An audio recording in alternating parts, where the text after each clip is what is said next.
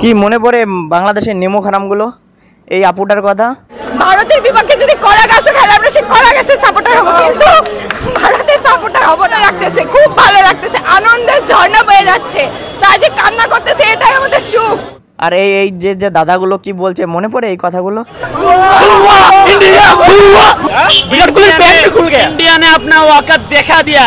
কারণ তারা চোর, তারা সবসময় চুরি করে। ইন্ডিয়ার হারাতে জিতেছে গোটা ক্রিকেট বিশ্ব, জিতেছে দক্ষিণ এশিয়া ক্রিকেট।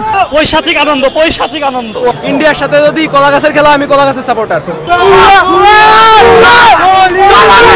যে আমরা কলা গাছকে সাপোর্ট করব কিন্তু ভারতকে কোনোদিনও সাপোর্ট করব না। তোরা আমাদের বন্ধুদের হোস কি করে?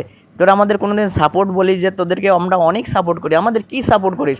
তোদের যে এই যে যে ক্ষোভ, ভারত হেরে যাওয়াতে তোদের যে ক্ষোভ, তাতেই প্রকাশ পায় যে তোরা আমাদের কতটুকু সাপোর্ট করিস আর কতটুকু বন্ধু ভাবিস।